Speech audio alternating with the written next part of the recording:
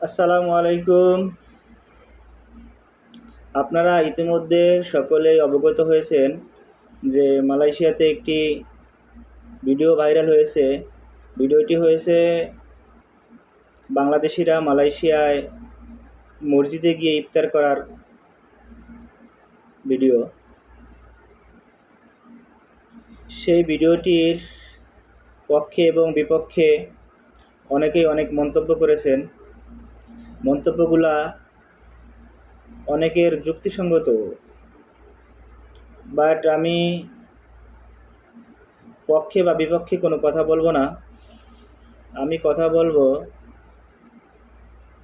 প্রবাসীদের ফ্যামিলিদের উদ্দেশ্যে। দেখেন বিষয়টা কোথায় গিয়ে গড়িয়েছে।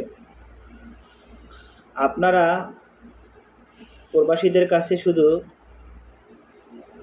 টাকাই চাইেন না, তাদের খোঁজ খবরটাও রাখেন। বাংলাদেশ থেকে যারা মালয়েশিয়াতে আসছে তাদের ম্যাক্সিমাম লোকই লেবার বিষয়ে কাজ করে। অফিসের জব খুব কম লোকেই করে। সেই ক্ষেত্রে দেখা যায় যে সব সময় কাজ একরকম হয় না। কখনো কখনো কাজ করে ঠিকমতো টাকাও পায় না, কখনো কখনো দেখা যায় কাজও থাকে না। আবার বছরে একবার ভিসা রিনিউয়াল করার জন্য কারো কারো দেখা যায় 2-3 মাসের বেতনও শেষ হয়ে যায়। তাই আপনাদের বলবো যে শুধু টাকাই চাইেন না, তার সার্বিক খোঁজ খবরও রাখেন।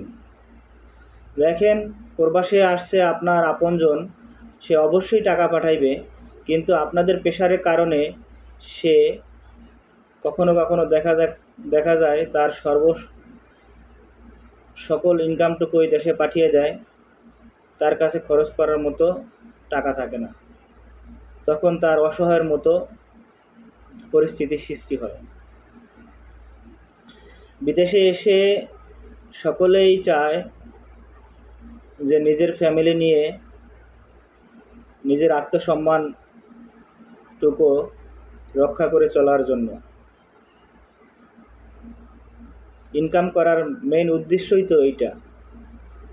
কিন্তু দেখেন বিষয়টা কোন দিকে গিয়ে গড়িয়েছে। নিজের ফ্যামিলির আত্মসম্মান রক্ষার জন্য এসে নিজের দেশের আত্মসম্মান তলানিতে নিয়ে ঠেকিয়েছে। যাই হোক, আমরা যারা প্রবাসী আছি তাদের একটা বিষয় মাথায় সবসময় রাখতে হবে যে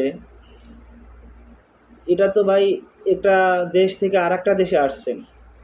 দেশের কথা বাদই দেন, আপনি যদি কারো বাড়িতে যান বা কারো ঘরে যান, তখন তার কালচার বা তার মন রক্ষা করে আপনার সেখানে থাকতে হবে না।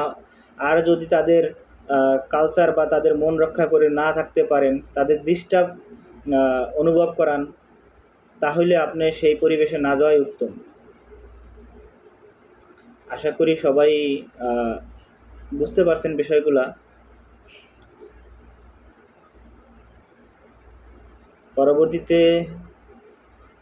যে যেই কাজই করেন না কেন একটু সচেতনতার সাথে করার চেষ্টা করবেন। সবাইকে অসংখ্য ধন্যবাদ। আল্লাহ হাফেজ।